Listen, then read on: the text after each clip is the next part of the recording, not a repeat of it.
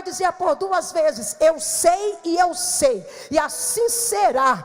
O maior servirá ao menor, o menor será mais frutífero do que o maior. Ele está dizendo: o maior vai ser grande, mas o menor será muito mais. Quando eu estava lendo isso, o Espírito Santo, Deus acendia no meu coração, que não importa qual é a posição que às vezes alguém nos coloca, o que importa é que quando chegar o tempo da mão de Deus nos alcançar, aonde nós estamos, nós seremos abençoados. Segure a mão de alguém que está perto de você e diga para essa menina de Deus, diga para ela: tu pode estar numa posição de desvantagem, mas quando chega o seu tempo, a mão que te abençoa vai te encontrar e te alcançar aonde você está. Alguém está dizendo: aonde eu estou ninguém me vê, aonde eu estou ninguém me nota, mas eu tenho um recado para você. O céu te contempla, o céu te assiste e te trouxe aqui hoje para dizer: a minha mão vai te encontrar, a minha mão vai te encontrar, a minha mão vai te encontrar. Quando chega o tempo, o céu se encarrega da responsabilidade de evidenciar. Mas também tem um ponto aqui também específico no livro de 1 Crônicas, que é a genealogia que o cronista vem apresentando. Ele começa a partir de Adão, passa pelas 12 tribos, chega até o reinado de Davi e Salomão. E aqui vamos identificar que o cronista, que ele não é mencionado de forma explícita, nós não sabemos quem escreveu este livro de crônicas, mas a tradição judaica cristã acredita que tenha sido o profeta Esdras. E o cronista, quando ele começa aqui a partir do capítulo 7, a falar a respeito da genealogia de Efraim, ele vai fazer uma certa pausa para destacar um acontecimento importante, um acontecimento interessante na família de Efraim. É bem verdade que os nomes que nós lemos aqui são nomes diferentes, difíceis até de se pronunciar, mas cada nome aqui tem um significado, e mais do que isso, cada nome carrega uma história. E aqui a partir do versículo 21, nós vamos ver que está acontecendo algo de trágico na família de Efraim.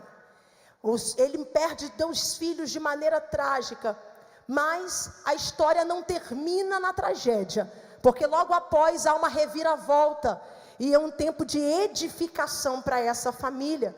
Eu já quero começar a ministrar para você que o começo pode ter sido ruim, mas não vai terminar assim. O começo pode ter sido com lágrimas, mas o Senhor já está preparando um tempo de alegria para te entregar. E para a gente entender aqui o que está acontecendo, a gente precisa saber de fato quem foi Efraim. Efraim foi o 2º filho que José teve dentro do Egito. Efraim, o nome dele significa: e o Senhor me trouxe tranquilidade, e o Senhor me consolou, e o Senhor me honrou na terra da minha aflição. O nome Efraim também significa frutífero. Efraim é aquele que simboliza, que representa a mudança do estado de José dentro do Egito, que deixa de ser escravo para se tornar governador. E quando José leva os seus 2 filhos, que é Efraim o mais novo e mais velho Manassés, para o seu pai, o patriarca Jacó, abençoar, porque Jacó já está doente, Jacó já está com seus dias contados, e é cultural levar para o patriarca da família abençoar os filhos. E aí Jacó, ele vai abençoar de uma maneira diferente. Por quê? Porque José vai fazer conforme a tradição diz, conforme a cultura diz. Vai colocar o filho mais novo, que é Efraim, na frente da mão esquerda, e o filho mais velho, que é Manassés, na frente da mão direita. Para quê? Porque a mão direita é a bênção da primogenitura, a bênção da porção excelente. Mas na hora de abençoar, Jacó vai cruzar os braços, Jacó vai trocar as mãos, e Jacó vai colocar a mão direita na cabeça de Efraim, e vai colocar a mão esquerda na cabeça de Manassés. Quando ele faz isso, José ainda tenta destrocar as mãos e dizer para o pai: pai, não é assim que faz, não é assim que se deve proceder. Mas Jacó vai dizer: por 2 vezes, eu sei e eu sei, e assim será.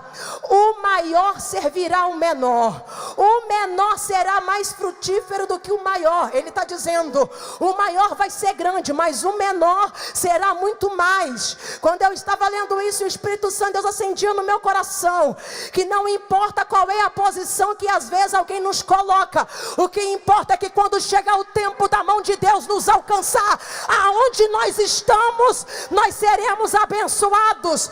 Segure a mão de alguém que está perto de você e diga para essa menina de Deus, diga para ela, tu pode estar numa posição de desvantagem, mas quando chega o seu tempo, a mão que te abençoa vai te encontrar e te alcançar aonde você está. Alguém está dizendo, aonde eu estou ninguém me vê, aonde eu estou ninguém me nota, mas eu tenho um recado para você. O céu te contempla, o céu te assiste e te trouxe aqui hoje para dizer, a minha mão vai te encontrar, a minha mão vai te encontrar, a minha mão vai te encontrar. Quando chega o tempo, o céu se encarrega da responsabilidade de evidenciar e de abençoar. É assim que acontece. E Efraim recebe uma palavra. Qual é a palavra? Você será cabeça de tribo, Efraim, e a partir de você, a sua semente virá uma grande multidão. Deus está dizendo para ele, você vai ser próspero, você vai ser frutífero, e uma multidão vai vir a partir de você.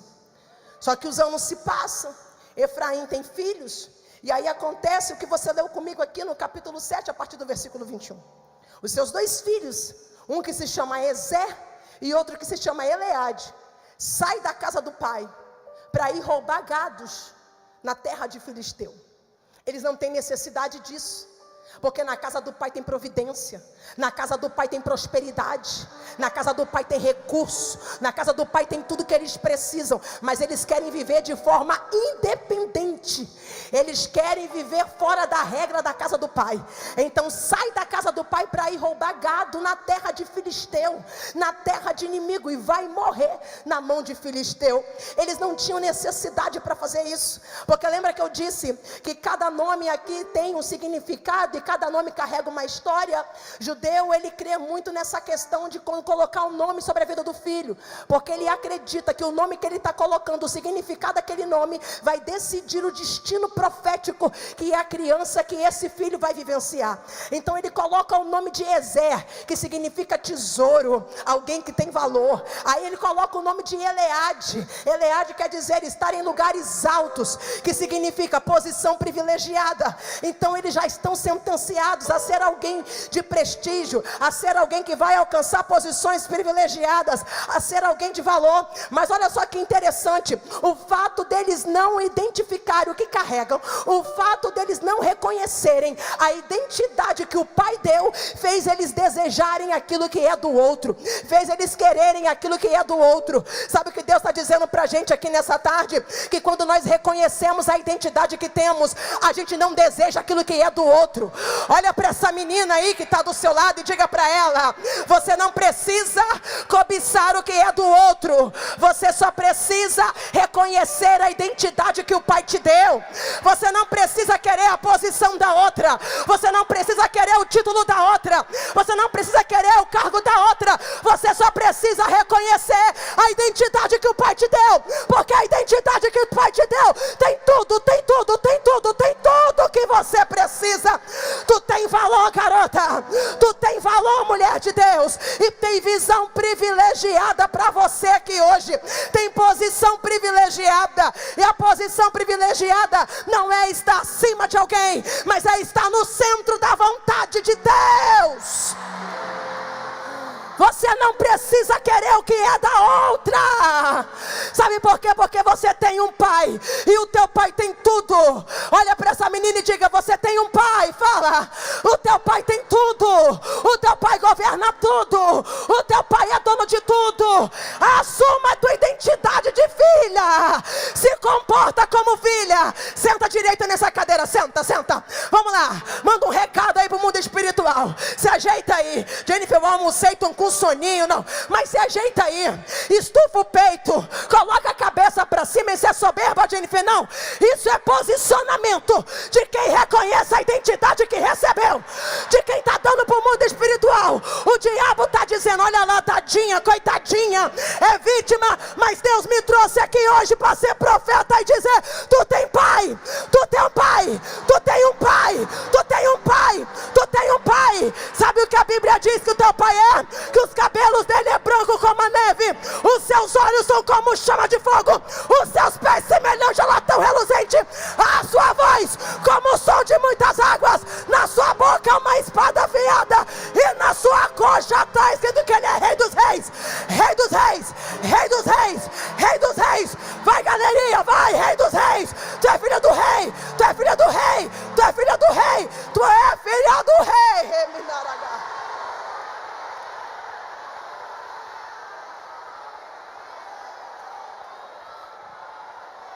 Manda essa informação agora.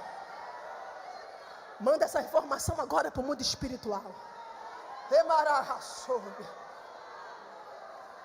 Toda vez que o inimigo quiser colocar sugestão no teu ouvido tentando te diminuir, tu vai pegar a tua identidade e vai mostrar para ele: sou filha do rei. Olha só, ninguém te ama, filha do rei.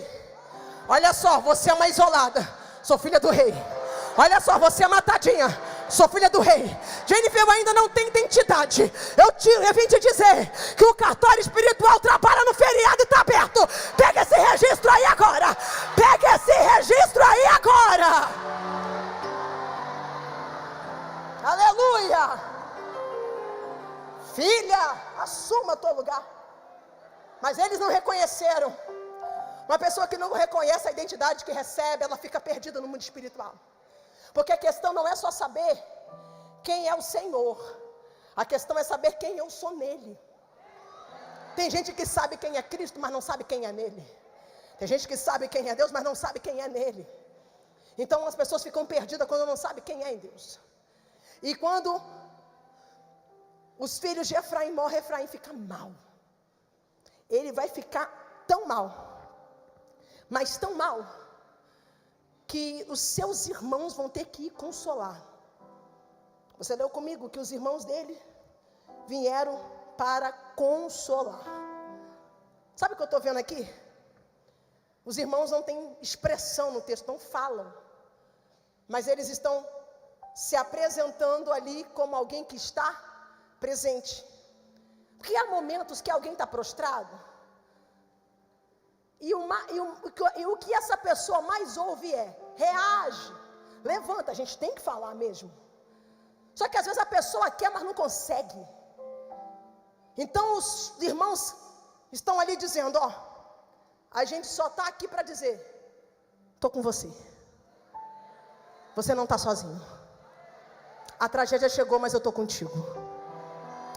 Segure a mão de uma menina bonita aí perto de você, que inclusive, olha como é que ela está na paleta bonita. Fala para ela: ó, essa cor caiu bem contigo, hein? Fala: caiu bem contigo essa cor, hein? Ó, combinou, hein? Está na tua paleta. Agora diga para ela: tu não está sozinha. Tu não precisa chorar sozinha. Tu não precisa lamentar sozinha. Tu não precisa querer carregar tudo sozinha. Você não precisa suportar tudo sozinha. Mas Jennifer, eu não confio em ninguém. Para de falar que todo mundo não presta, que todo mundo é muita coisa, é muita gente.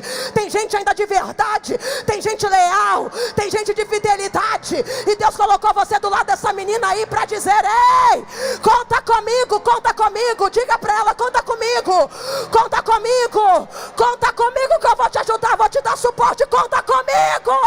Tu não precisa passar por tudo sozinha.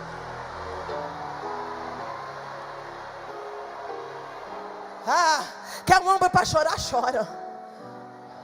Eu tenho amigas que às vezes, ó, eu fico, falo, choro, ela só ouve. E aí depois, no momento certo, ela fala aquilo que eu preciso ouvir. Porque às vezes ela vai falar o que eu preciso ouvir, mas o meu emocional não está bom. Ou então eu não estou com a cabeça boa. E aí eu não consigo assimilar.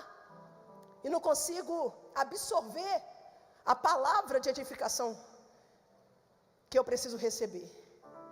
Mas só o fato, às vezes, de ter alguém para te ouvir, sem dizer nada, só dizendo assim, ó, pode confiar em mim e pode falar o que tu quiser.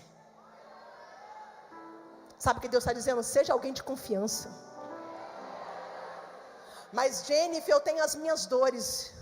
Mas o Senhor está dizendo aqui hoje, eu quero levantar mulheres aqui como Ruth, que tinha dores, mas as dores que ela carregava não impediu ela de ajudar na dor da outra. Você tem dor, mas o céu está dizendo, a tua dor não pode te impedir de ajudar você na dor da outra. Para de olhar só para a sua dor, tem gente com dor também do teu lado. Para de olhar só para você, tem gente também sofrendo do teu lado. E enquanto você vai ajudando, Deus vai fazendo na tua vida a obra da cura e da restauração que tu precisa. Aleluia. Oh glória. Eles estão ali consolando depois do consolo. Efraim se relaciona com sua esposa e ele recebe um filho. Isso tudo porque a palavra que Deus liberou para ele foi: você vai ser um cabeça de tribo e a partir de você haverá uma multidão. Mas aí os filhos morrem, porque entre a promessa liberada e a concretização e a realização da promessa, algumas coisas acontecem para fazer a gente desacreditar, porque parece que o oposto começa a prevalecer do que a palavra foi liberada. Se morrem os filhos, qual é a ideia? Não vai ter uma grande descendência, não vai ter uma grande multidão. Mas agora o Senhor está dizendo para ele, com a entrega de um filho, e um filho homem, que para judeu isso é honra, está dizendo: a dor na tua casa chegou, mas a minha palavra continua ativa sobre a tua vida. Tem gente que está vivendo um tempo de dor, e o Senhor me trouxe aqui para dizer: a minha palavra está ativa, a minha promessa está de pé, a minha promessa continua, a minha promessa ainda tem validade. Ninguém pode invalidar a palavra. O inesperado veio, mas a palavra não vai ser invalidada. Jennifer, um acontecimento trágico veio, mas a palavra não vai ser anulada, porque nessa tarde Deus está dizendo para você aqui: se apega na palavra, porque se você se apega na palavra, tu tem condições de levantar e reagir. Mas se tu se apegar só no cenário do caos, tu vai ficar prostrada. Mas eu sei que eu vim pregar pra gente aqui que não vai se apegar ao cenário, mas vai se apegar à palavra. Aleluia. Ele recebe esse filho, que aparentemente, até a gente lê aqui, parece que ele está curado, que está restaurado. Mas aí quando você lê o nome do filho que ele deu, o nome para o filho, aí você percebe que não houve cura, porque ele coloca o nome do filho de quê? De Berias. E Berias significa tragédia. Então olha o que está acontecendo. O tempo passou, porque foram 9 meses de gestação, a criança nasceu, e ele está colocando o nome do filho de tragédia. Você sabe que judeu, o período do luto dele é 7 dias. Depois de 7 dias ele se levanta e ele começa a tomar a rotina da sua vida. Mas aqui já se passou um bom tempo e ele ainda está apegado na dor que aconteceu. O filho que Deus deu para Efraim não era para substituir os que foram, mas era como se fosse um consolo, e dizendo para ele: a promessa está de pé. Só que Efraim está tão triste, está tão apegado ao que aconteceu lá no passado, que ele não está conseguindo celebrar pelo novo que está chegando. Perceba isso aqui e redobre a tua atenção. Ele está triste pelos filhos que se foram. Jennifer, ele perdeu o filho, isso foi motivo de vergonha, os filhos trouxeram desonra, sim. E o Senhor, ele não é insensível à sua dor, ele só não quer que você seja refém dela, é diferente. O que Deus está dizendo é: Efraim, é um novo tempo, é uma nova criança, é um novo filho.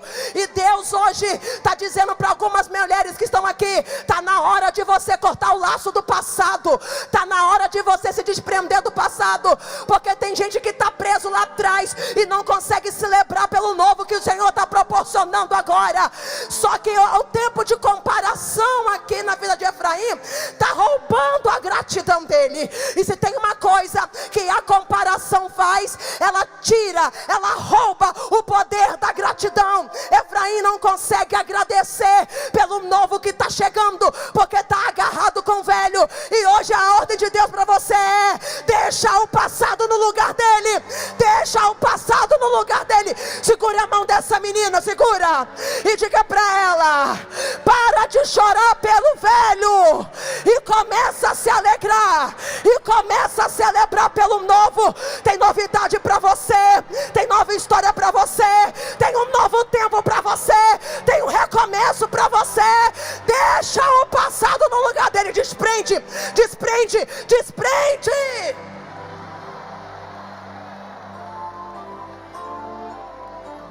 Quem está preso a passado não agradece, ainda que seja por nostalgia. Lembram do salmista no Salmo 137? Eles estão no cativeiro, é um tempo de dor, e eles estão se lembrando de Sião. O que eles fazem? Pendura a harpa. Ora, se leva a harpa para a margem do rio para tocar, é porque tem intenção. Ninguém vai carregar um instrumento para um lugar se não tem intenção de usar. Mas eles levam, mas não conseguem. Por quê? Porque eles estão olhando para a dor que está vivendo. Se você potencializar a tua visão na dor que você vive, você não adora. Se você potencializar na dor que você vive, você não é grato. Mas se você olhar para o que o Senhor está te proporcionando dentro do tempo da dor, você vai celebrar. Jennifer, Deus não me tirou do deserto. E quem disse que Ele precisa tirar você do deserto para fazer você viver novidade, para fazer você viver milagre? Lembra que o povo desfrutou de milagre dentro do deserto? Lembra que o povo desfrutou de sobrenatural dentro do deserto? O Senhor está dizendo: é dentro desse deserto que eu vou te dar condições de dar culto em ações de graça. É dentro desse deserto que eu vou fazer você festejar. Sabe por quê? Porque o nosso Deus trabalha na contralógica da mão humana.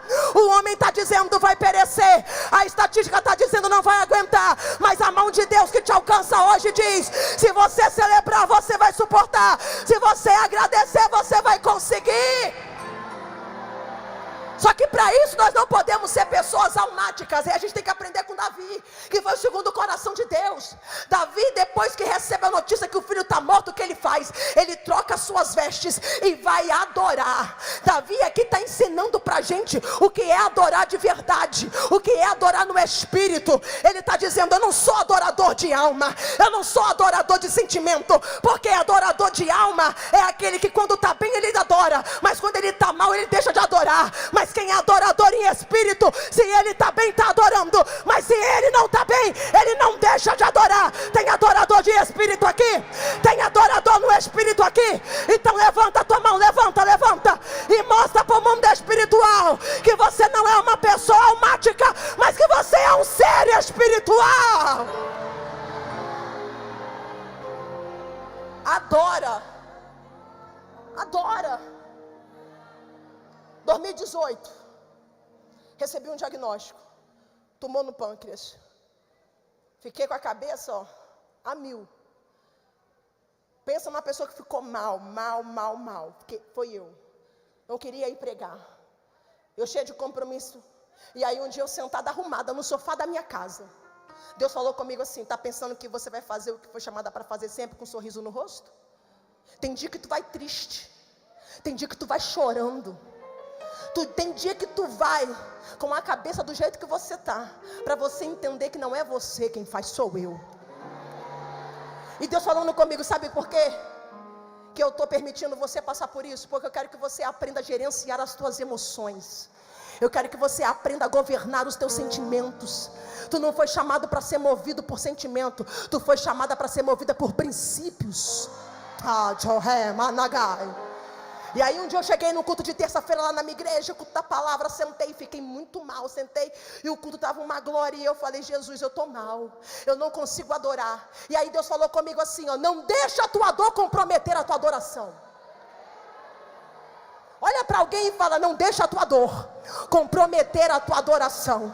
Deus falou comigo: não deixa a tua dor comprometer a entrega, porque culto é entrega, culto é oferta, culto é você adorar a Deus. Sabe o que Deus dizia para mim quando eu estava lá, minha filha? Melhor do que você chegar aqui para pedir é chegar para entregar. Melhor do que chegar aqui para pedir é chegar para oferecer. Melhor do que chegar aqui para pedir é chegar para ofertar e entrega. Eu estou pregando para gente aqui que teve que romper muita coisa para participar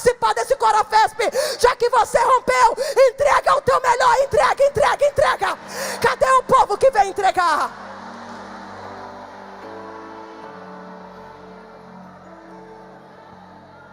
E eu ainda sentada lá no culto, Deus falou comigo assim, ó: eu vou te dar uma experiência que você nunca mais vai esquecer.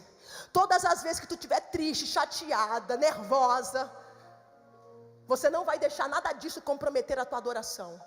E aí Deus abriu a minha visão, e eu me via me arrumando em casa. Eu me via colocando a roupa em casa, para ir para o culto, e Deus falava assim comigo: tá vendo? Você colocando a roupa? Agora eu vou fazer você ver como o teu adversário te enxerga. Eu não me via colocando um vestido normal, eu me via colocando uma farda. Aí Deus falava comigo: tá vendo? Culto é campo de batalha. A intenção do inimigo é: botou farda, mas não vai guerrear. Porque quando você não adora, tu está dizendo: eu estou até com farda, mas eu não vou guerrear. E eu sei que hoje tem pessoas na mesma condição que a minha aqui. E Deus está dizendo através da minha boca: não é só mais uma harmonia de cores, não é só mais um vestido novo, não é só mais uma paleta, é um fardamento. Olha para essa menina, pega na mão dela e fala: não é só mais uma roupa normal, é um fardamento. Já que você chegou aqui no campo de batalha, entra na guerra, porque enquanto tu está guerreando, o laço está sendo quebrado. Tem alguém aqui nessa tarde que vem para guerrear? Então entra, Debrais, porque enquanto tu está guerreando, a cura vai acontecendo. Jennifer, o que aconteceu? Enquanto eu fui adorando no espaço de 15 dias, da mesma forma que o tumor apareceu, ele desapareceu no outro exame, porque a adoração tem cura. Ambiente de adoração tem cura. Enquanto eu estou pregando aqui, nódulo vai ser. Ele vai expelir caroço, ele vai queimar célula cancerígena, porque no ambiente que um testemunho é contado, outros milagres começam a ser gerados. Deus está trazendo uma unção de cura. Quem entra na guerra, quem entra na guerra, quem entra na guerra, guerreia pela tua casa. Já que está fardada, guerreia pela tua família. Já que viajou 2 horas para chegar aqui, guerreia pela tua casa, guerreia pela tua saúde, guerreia, guerreia, guerreia, guerreia. Lamantoca managai, ai chama, abata cabata caiaçu, chamando camana. Há um comando do céu aqui nessa tarde, e quem é da guerra entra, quem é da peleja entra, porque tem livramento, livramento, restauração, tem cura. Entra! Ebi, calabaraço, recamancho e terraiose, quemi, cabancho como nurbiai. A tua dor não pode comprometer a tua entrega. Que balabaiossuia rébia. Não faça como Efraim, que além de não se alegrar pelo novo que está recebendo, ainda coloca o nome de sentença, Berias, tragédia. Olha só, ele não só não consegue ser grato pelo que recebe, e ainda sentencia. 2 agravantes aqui. E o Senhor está perguntando: o que tu tem feito com aquilo que eu tenho te entregado?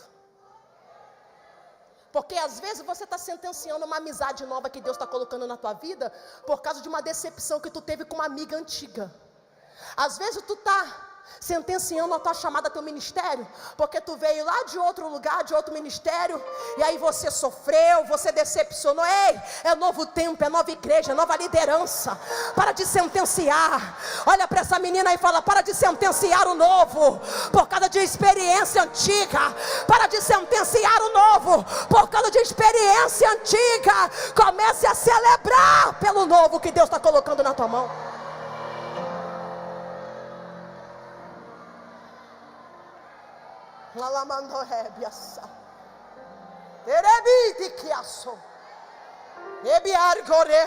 Experiências ruins antigas não podem comprometer o teu presente. Não pode comprometer o teu presente. É tempo de você redefinir isso.